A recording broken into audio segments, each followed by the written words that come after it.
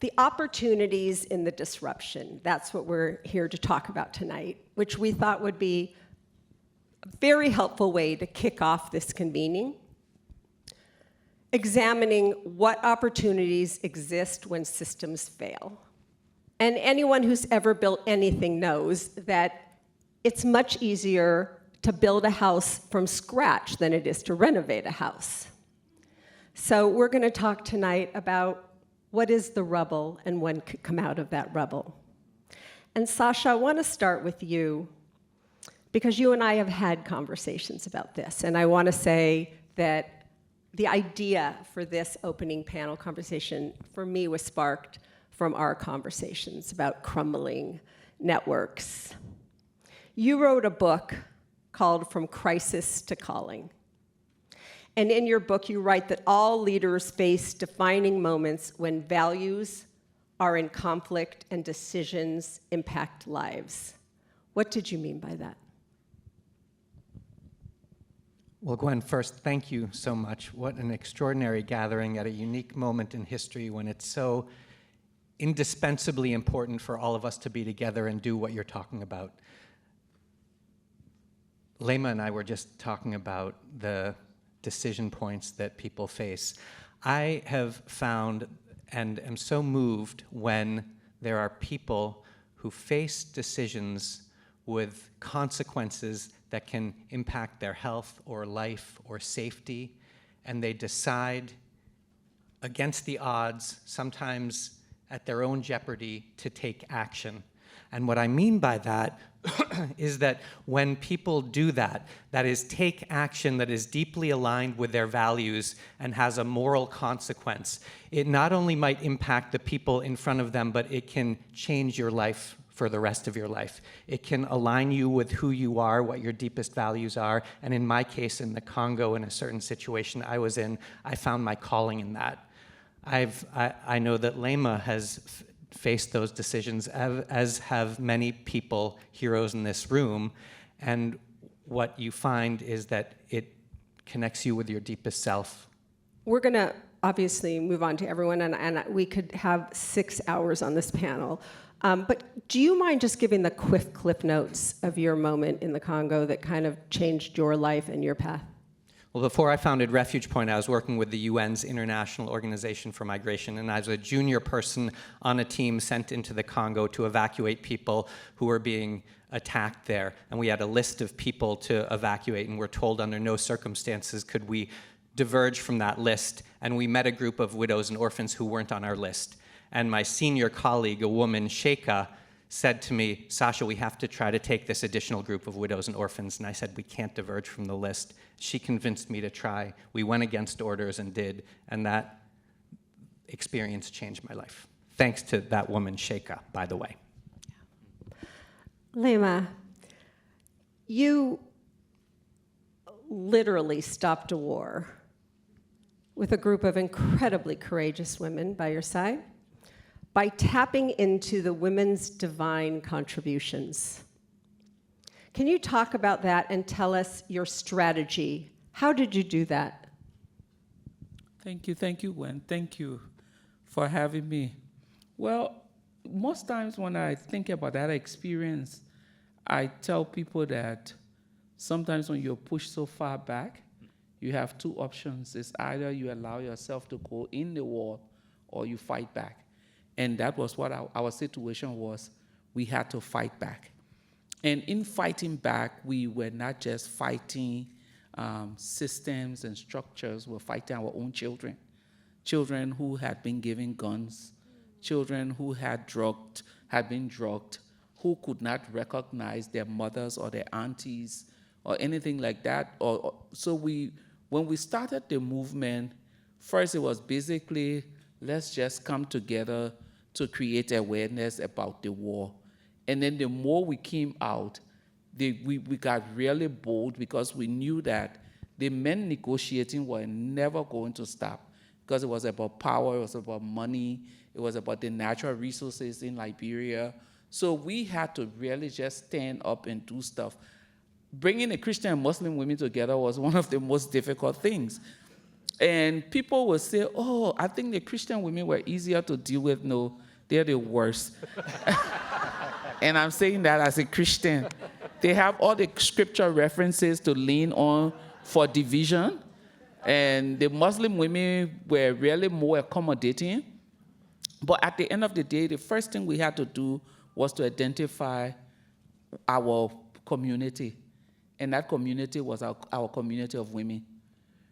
One thing we asked each other, can the bullet pick and choose? Does the bullet know a Christian woman from a Muslim woman? And the answer was no. When your child is brutally killed, is the cry of a Christian mother different from the cry of a Muslim mother? No. If, as we sit in the room and if men came in here and started to strip women naked, would they be looking for Christian? No. So at the end of the day, let's come together, not because of what we believe in, our political differences, but because we are from one place, and that place is being a woman. And that was the mobilizing tool that we use, the tool of we are women and we need to do something differently. And that message really struck with every woman who, when we came together. We didn't have money. So since we're talking about the money part, we didn't have money. We started our movement with $10 from someone's handbag. After we wrote a statement, we decided we wanted to publish it in the local newspaper. And then the question was, how are we going to do that? And this woman who had just come from the US from a conference said, I have $10. So we called a journalist, a female journalist, and said, we only have $10. But the most important thing I think that made this movement to stick was that the boldness in that first statement we wrote. People said, let's say women of Liberia, and then we're 7 women in a room. How do we say women of Liberia when we're just 7? I said, let's name ourselves. And so once we put our name on the paper and we called out one of the most brutal dictators in the world, the next day, everyone wanted to see who these 7 fools were, who were about to die. But then after that statement, we got 20-something women, 60-something women, 120 women. The day we decided to launch our movement, almost 10,000 women showed up.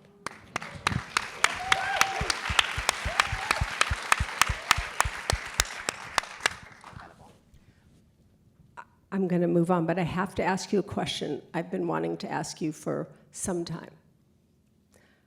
Had you read Lysistrata? No, not at all. I mean, amongst the movement, women had their expertise. Women in the movement, they had their expertise.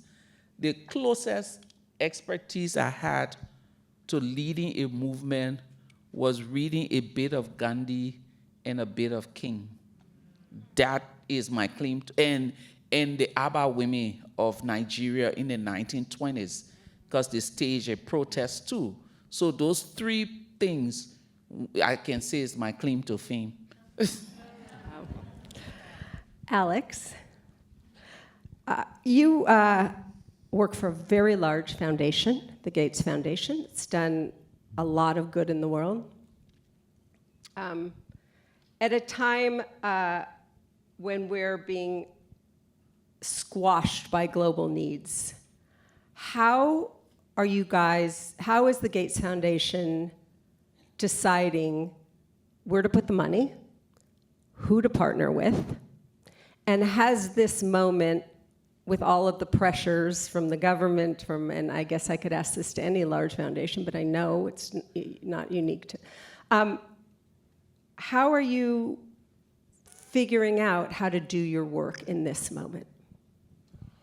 Well, that's a really big question, and yet at the same time, it's also fairly straightforward. Because when you listen to Leymah's story, it is evident that every little counts. You start with what you have.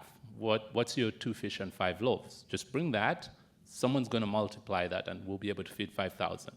So coming back to the Gates Foundation, the bill has made clear what is going to happen with the fortune that he's been able to make through his work and through his entrepreneurship. And so where is the money going to go? over the next 2 decades, next 20 years, 19 now, the announcement was made in May, is giving away $200 billion, and all of it is going towards those who are most vulnerable in the world's most vulnerable and most susceptible to suffering and dying in low-resource settings.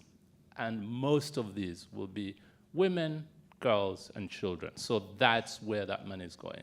It's going to follow the $100 billion that is given over the 25 years the foundation has existed. So that means if it's $200 billion over the next 2 years, that's $100 billion every decade. So it's just pushing it out and getting it out there as quickly and as promptly as one can. So that's one thing that the foundation has decided to do. Bill is going to do that, made that public announcement.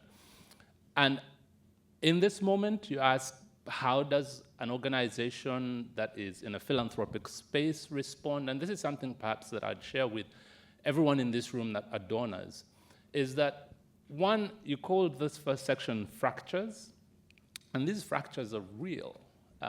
They show up in lives in a very demonstrable and direct way. We know that the policy and the funding environment that made it possible to make some amazing life-saving and transforming decisions have now gone. And one of the things that that has done is it has actually highlighted that we know how to solve the problems. Here's an example. In 2000, just over 10 million children died before their 5th birthday from preventable causes. By 2024, that number had come down to 4.6. Let that sink in. We cut the number in half over that time. Projections from last year, 2025, are showing that for the first time in this century, that number is going to go back up by about 200,000 children. That's about 200,000 mothers that are going to bury a child they didn't have to bury, and their cry will be the same, like Leymah said, irrespective of their identity. So this moment has not only shown what we've lost, but it has shown us that we actually know how to solve the problems, and we've been doing that. So let's get back to it. And let's not wait. Bring your $10. If you're a donor, you've got questions. Will it make a difference? How do I know my money will go to the right place? Those are good questions to ask. But sitting down and analysis paralysis is not going to change anything. Lives will continue to die. So that's one of the things the foundation has decided to do right now, is get on with it and get as many fellow travelers to join as possible. And I know many are in this room. We're happy to talk. I've got my colleague Kristen sitting here if you've got questions. Thank you, Alex. You have a hard job. We all have a hard job. Don't we all? Yeah. Yes. Anna, hi. You're a writer, an academic. You think about these things. You just wrote this book, Erased, which really focuses on the United States and how certain members of our society were erased from the very beginning, from the writing of the Constitution, people of color, indigenous people. Women. But there are erasures going on all around the world.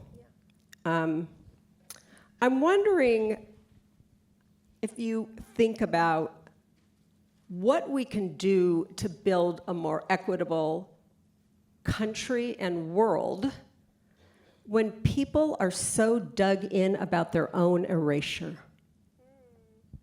That's such an interesting question. And I'm so grateful to be here, so grateful to be on this panel. And I just want to say a little bit about what can happen first when a system is actually working the way it was designed to, and how a fracture in that system is a good thing.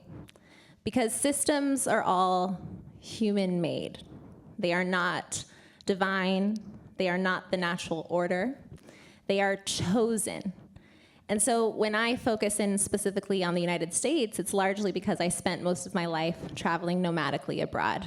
And I lived in Dubai, Estonia, Sweden, Azerbaijan, went back and forth from Ghana, where my dad is from, and came back to the US as a teenager. where a lot of Americans, I noticed, loved to talk about systems abroad. They loved to talk about systems of inequity abroad. They loved saying, let's say, particularly around patriarchy, wow, the women over there, it's so bad over there for them. Yes. And while I'm not trying to minimize the pain of structures abroad, this is true, this is a reality. Americans tend to be very distracted by that. And this is strategic in order to protect the system that we find ourselves in. And so I want to be very specific about the system we find ourselves in, because the US sets the example for so much of the world. We live in a patriarchy. So as Gwyn was listing who was excluded from the Constitution, women were excluded from the Constitution. So this is not Anna's controversial opinion, this is fact. If we look back at the Founding Fathers and we think about who they were and what they were choosing and why, we find that the majority of them were young men. They were the underdogs. No one was expecting them to win the Revolutionary War. But they did win. They won with the help of women. They won with the help of people they enslaved. They won with the help of poor farmers. And they didn't want that revolutionary spirit spreading to the people that they were oppressing. The Constitutional Convention happens because they are afraid, largely because of Shays' Rebellion, where poor people are asking to be treated fairly in their new nation. Abigail Adams says, remember the ladies, do better by us than the monarchy did. And the Founding Fathers mock her and say, we will not follow your feminine ways. They go to the Constitutional Convention with insecurity and fear. They do not want to lose power in the nation that they are forming. And so they use the Constitution to name who will have power in this nation. Surprise, surprise, it's them. And they want to exclude anyone else from accessing that power. So they say to the women in their lives, you are not to participate politically. You are not to voice your political opinions. They say to people who are enslaved, we will protect the institution of slavery in the Constitution. They say to indigenous people, you do not have rights in this nation. They say to poor people, they leave it up to the states to say, you get to decide if people who don't own land even get the right to vote here. That is the system that was the foundation of the United States of America. So when a system like that starts to fracture, that's a good thing. It's a very good thing. And the people who were left out of that system, thank you, we can clap for that, sure. The people who were left out of that system from the beginning, who were told you are not human, there was power in that, actually. Because if we look at Black women in particular, and these are the stories I focus on the most, Black mothers in particular, if a system tells you and a law tells you, you are not human, your children are not human, they're somebody else's property. Black women never said, oh, well, if the law says it, it must be true. Black women instead said, that is made up. That is BS. This system is not going to be how I will live my life. And I will build brand new systems that recognize my humanity and the humanity of my children. I will fight for that, because what's being offered to me right now is not good enough, and I have to fight for more. So that is the resolve we have to look for. We can't sit here being hopeful that a system that was never designed to include us will at some point be good enough for us. We have to design new systems with that same resolve, as if your life depends on it. If it feels like it's a new fight, it's only because the system included you enough beforehand. This is not a new fight. It's been happening for generations, and it's been happening across the world, led by people who lived in systems that never recognized them to begin with. And that's the work we're here to do today.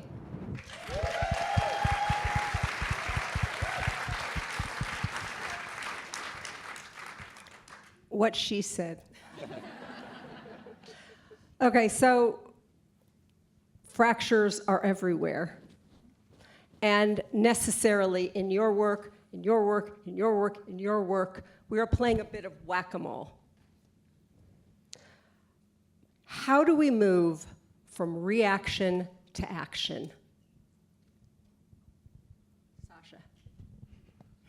Thank you so much for highlighting that. There's a direct connection to the global humanitarian system, which has been decimated, billions of dollars removed overnight, to brutal impacts on women and girls and others when there's no food, no more access to health, for 120 plus million people who've been forced from their homes, often for decades and decades with no way to go home, and a system that has been imposed from the top that gives food and tents and aid, but no real dignity or agency or the ability for people to move forward in their lives. Leymah, just as a side note, you're such a hero to me because one of my first experiences was working with Liberians in West Africa in the late 90s. And when we look at wars today, they don't end. They go on for 20, 30, 40 years. In Dadaab refugee camp in Kenya, there are over 10,000 children whose grandparents arrived there. So we have generations of people in places where they should never be, and you ended a war. We need more of that.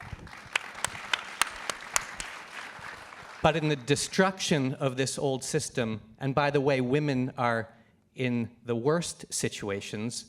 Another brief anecdote, when I was in Kakuma refugee camp working with a group called the Sudanese Lost Boys, many of you may have heard of them, to resettle them here, there were 3,600 lost boys who came to the US and only 89 girls. More recently, if you go to Kakuma and you step into a kindergarten, 50% boys, 50% girls. You step into a high school, what's the percentage? About 5% girls, 95% boys, and you can guess why. So the humanitarian system has been decimated, but in that decimation, there are opportunities to rebuild in a better way by centering the dignity and agency and opportunity of women and people who want agency in their lives so they can rebuild their own lives. And we see that now. There's been a lot of lip service around that, but I think today we actually have an opportunity to empower women and others, men, women, refugees, to build self-sustaining lives. That's one of the things that Refuge Point is doing, is leading a global movement along with many other organizations to empower people to build self-reliant lives. But so there are opportunities in this destruction, but the destruction is brutal, it's happening right now, it's devastating, and I feel it's absolutely essential for people to come together and think about forced displacement, because it's not just 120 million people today. With climate change, hundreds of millions may be displaced in the future. You talked about how you categorized where we're living today. I categorize it as the age of forced displacement, and it will be a headline issue for the rest of our lives. The most interesting thing about where I come from is that we've always had the cracks. We've never had systems and structures. Even in your space of dysfunctionality is functional from our point. So when everyone else is playing the whack-a-mole or whatever you call it, we've mastered creating systems and structures on our own. That is the beauty of the work that the women are doing at different community levels. Because at the end of the day, we do not have social structures. There's corruption. Our school systems are horrible. Maternal death, and all of the different things. So in different communities, you find women mobilizing around all of these things. So we've mastered working around the systems that are cracked, and we're building new systems around all of these things. I'll give you a quick story. Recently, Liberia's peace was threatened, is being threatened. Guinea decided 1,000 kilometers of our land belongs to them. So everyone else have been going. We decided, I called the women and said, it's time for us to go to the borders. So we go to meet with our president. The defense minister, who's a woman, said it's a dangerous venture. And the president, Mr. President, I, as defense minister, said these women should not go. And then some of the women trying to be polite said, well, Mr. President, if you say we shouldn't go, we will not go. I said, that's a lie because we're going. So he goes on to say, well, you all have a track record. Long story short, 35, 40 of us go. The government gave us 20 of the elite female police officers. So we drive in a convoy, get to the border town, there are 1,000 women waiting for us at the border town. 1,000 women.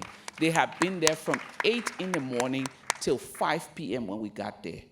And each and every one of them wanted to talk to us. Some had their babies. So some of the women decided they were going to the border to pray.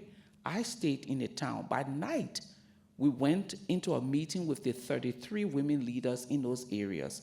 Long story short, all the government officials from lawmakers who had gone to that border area left with nothing. The soldiers told us they didn't have internet connectivity, they didn't have lights. The women told us about different things that were happening.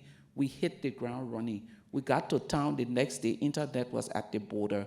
By Saturday, my organization have decided we're not waiting for government, we're putting lights at the border. So we've bought the solar light, it's going to be installed, the car is taking it, it's a 10-hour drive to the border. The mayor of that town called me and said, thank you. Since this crisis, we've had hundreds of people come here, but since the women came, we've seen things move in a way that is not done before. So the point that I'm trying to drive home here, and I think this is something that people can learn from our experience, instead of trying to rush to do fire service work, the systems, let me just be the bearer of bad news. The US is not going back to where it used to be before. No country in this world is going back to where it used to be before.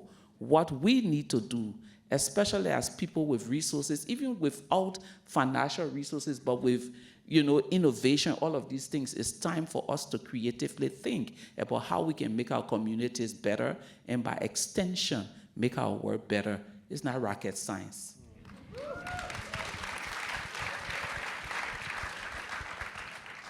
Yeah, I mean, it's always difficult to come after Leymah. You just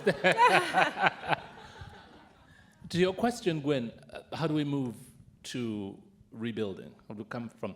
I'm going to speak specifically from a philanthropic point of view. And I know that coming from the Gates Foundation and given our founder, the numbers can cloud everything, or can be a lens through which you're hearing everything. But let's put the numbers aside for now and just think about the charitable giving if you're in a position to do that. So how can we move? If you're in this room, you're a funder, you're a donor, you come from a family that has got some resources. You may not be the decision maker. It may not be your signature at the bottom of the check. But when you sit down at the table to talk about what are we going to do, how are we going to give, your voice matters. You might be a next gen, whatever it is. Here's how I think we could do this. One is, let us build supporting infrastructure. So there are organizations, the women that Leymah is talking about, everyone that is being talked about here, these are small organizations, quite often women-led organizations. Some of them might be big, but they need the support that you have here to get that work doing. And there's an enabling infrastructure that helps that to get going. What do I mean by that? This could be something like pooled funding, multi-year pooled funding. Because what that does, it helps especially these small organizations to be able to get on with the work and not have these women-led organizations on a constant treadmill of fundraising. You get the first grant and then you gotta stay on that because you don't know when the next one's going to come. Dream right? about me? Because that's my life. Is that your life? There you go. So this is one thing that could be really helpful. When you think about deploying resources, that would be one way for us to go towards rebuilding. Think about that. The other thing that we could do is coordination. There's a lot of well-intentioned giving and discussions amongst donor families, institutions, but think of an orchestra. Everyone in the orchestra is there by merit. They are very good. That's why they got their place. But that's not what makes it work. It's the fact that they're all using the same hymn sheet. That's where the harmony comes from. So if we can work together, avoid duplication and fragmentation, and donors can work together, either as families, individuals, collaboratives, work with governments, alongside governments, work with other established foundations, that ability to come together, coordinate, and streamline will go a long way in helping get that process to move along and to move very quickly. And then my third and final suggestion here would be, bring more than the money. Invest in champions. people like Leymah, this is what actually makes a change. Invest in people.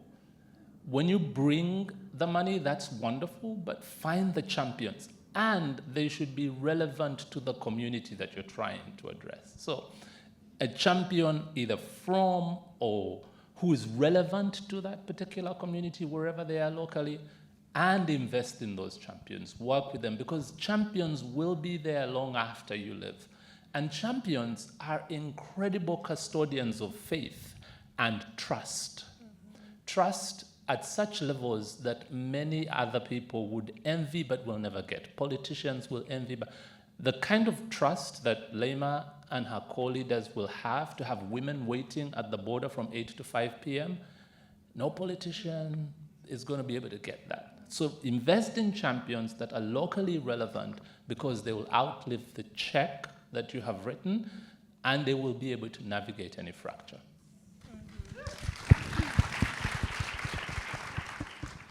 I think this question of reaction to action is so important, especially right now, where so many people are on social media and doom scrolling, and I hear in so many talks that I give and Q&A, this is the worst we've ever seen. What are we gonna do? We don't recognize this country. From a historic perspective, that is a really silly thing for people to be saying, but it is how a lot of people feel. And so in this moment, we have to really look back again on our American history. 250 years of a nation is actually a very young nation. All of our history is very recent. And we have to think to ourselves, any progress that we've made, it hasn't come because those whom the system was serving woke up one day and said, today's the day. I'm gonna give people their rights. I just feel like I'm gonna include them all of a sudden. No, those changes came because the people who were not included fought for it, bled for it, did what they needed to do to grab those changes. And we have forgotten that largely because our knowledge of history has been so attacked. Hello, book bans. Hello, let's take down certain structures and paint over certain words. All of that has been strategic so that when we find ourselves in these moments, we forget how to respond and how to fight. And so I just want to leave you all with a little story about the women who I wrote about in my first book. The mothers of MLK Jr., Malcolm X, and James Baldwin. And their names were Alberta King, Louise Little, and Bertus Baldwin. And if we can really think about what it must have been like to live their lives. They were born in the early 1900s. 3 black girls when Jim Crow was the law of the land, when lynchings were commonplace. They lived through 2 world wars. They lived through the Great Depression. They had their children during the Great Depression. All 3 of them are activists in their own rights. All 3 of them did what their sons later became famous for long before their sons were even born. And so they're participating in their own civil rights movement. They're doing what they can with what they have, and they inspire their sons to lead a civil rights movement, arguably one of the most famous ones in world history. And sadly, however, their sons are lost to this. We see 2 of them murdered. Even James Baldwin dies of natural causes, but the stress that was put on him in leading this movement. Yet the women continue to have hope for what's possible. They see black people gain the right to vote in the United States. They fight for that. Their children fought for that. They live long enough to see some of the first episodes of the Oprah Winfrey Show. One of them lives long enough to maybe have heard of a state senator named Barack Obama.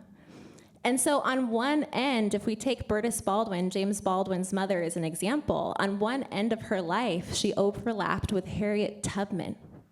And with the work that she does throughout her life, with her peers, with her contemporaries, with her children, and the generations of fighters that she's carrying with her, on the opposite end of her life, she overlapped with me. So we need to be thinking in our own lives, what is something that we were born into? Something that is so wrong, but that seems impossible to overcome. That by the time we are done here, we have fixed it, we have solved it, we are watching episodes of the Oprah Winfrey Show. Because that's what we have to believe when we say, oh, I'm reacting constantly, I'm seeing things popping up, I'm getting distracted, I'm scared, I'm so scared. That fear is very strategic. So the question is, what are you going to do with that fear? The people in this room have so much more in terms of resources than Alberta, Bertus, and Louise did. The question is, can we have their strength? Can we have their hope? Can we have their belief that what seems impossible is always possible so long as we're willing to grab it?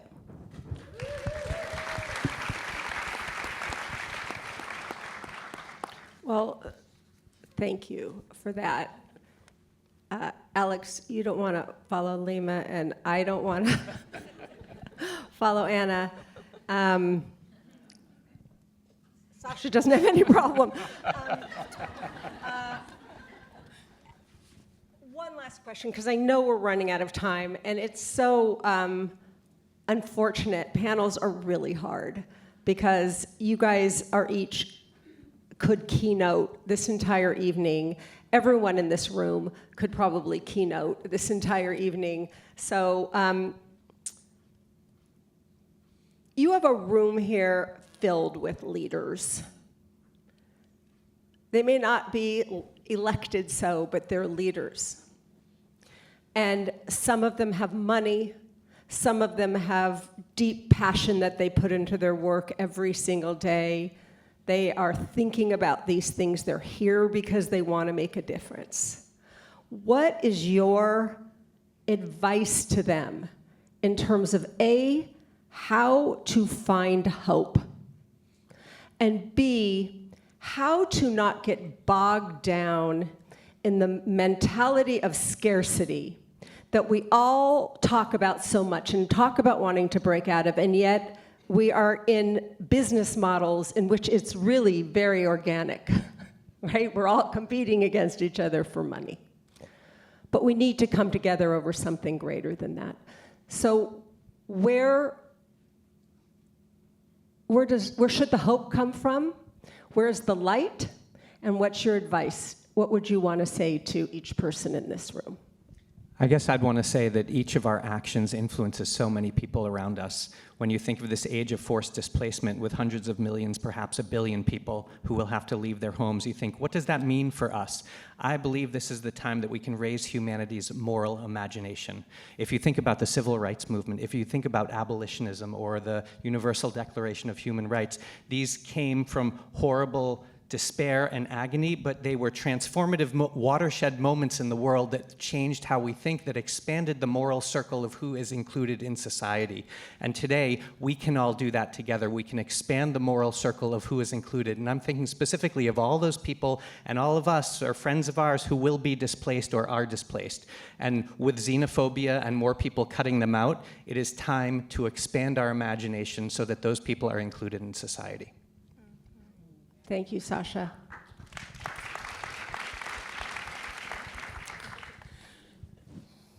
How do you give hope? I met 5 brothers quickly during Ebola. One was 8 months old, 5, 7. All of them lost their parents.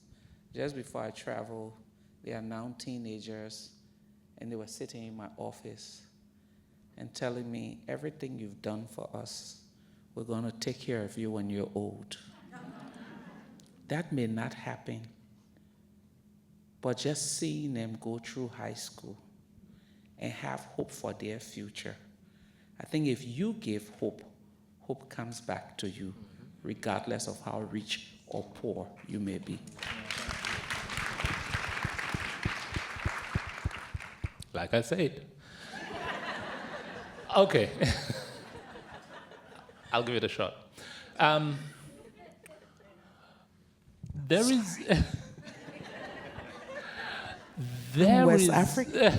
Okay, so here you go. You've got a West African and East African. Let's see what we can bring in the middle. So there is a very good reason to be optimistic right now. And I'm again speaking from a point of wealth, money, capital, because these things do make a difference, moving it. And this is why. The face and landscape of wealth custodianship is changing. In her keynote, in her speech, Gwyn just sort of glanced over it when she talked about the great wealth transfer. And many of you may be aware of that, and if you're hearing about it the first time, but essentially what's happening is the money from the two previous generations, the silent and boomer generations, is moving to the next two generations, the millennials and the X's. So, think Warren for the silent, think Bill for the boomers. And a lot of that money is coming down to these two next generations. The window for that to happen demographically, because we all have to live and die in cycles, is up to 2045. The peak of that transfer will be somewhere in the 30s. It's already happening now. So what? Well, for the first time in the history of these cycles of wealth transfer, women are coming out on top. Women and girls will have over 50% of wealth custodianship when it's done. To put a number to it, in the United States, McKinsey projects that by the 30s, maybe 2030, somewhere in the mid-30s, that number that women have agency over will be around 30 trillion. That's the US's GDP, if you're trying to get a sense. That's what we're talking about, 30 trillion. And this is happening across the world. So why is that reason to be optimistic? One, women approach giving differently. You're more collaborative. You're more experiential.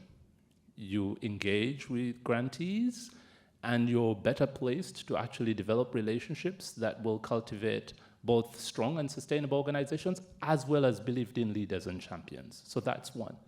Women move money quickly. Studies have shown that in wealth holding families, 85% of those families, the decision to give charitably, historically, has been driven by a woman, even though she didn't sign the check. A mother, a daughter, a mother-in-law, a daughter-in-law. So all of this is now beginning to change. All this is cause for good optimism. What therefore I think should happen for me would be get what you need to be good at it. I met a woman in Chicago 3 years ago. She suddenly was put in charge of the philanthropic side of the money by her father-in-law. He skipped his children and told her she was going to be responsible. Very conservative Muslim family. That's the other thing that surprised her. And she shook, and she was imposter syndrome. And so what she did is she went back to school and did a master's in philanthropy, and she's doing an amazing job right now. I met 2 next-gen women at a summit. They were trapped in a family where the money was available for them to give, but they had to go through the board, and then the trustees, and then the advisor, and it was just so difficult. And when they found that they could get a part for them to give, and they could use a donor advice fund, they moved fast. So these 2 sisters, they got that, and they just got on with it. And they've been moving money really quickly to people who they believe need it, and it's been happening so quickly that their parents have now begun to move as quickly. So my point is, you are the future of wealth custodianship, and we're in a good place because women are going to own more money than men.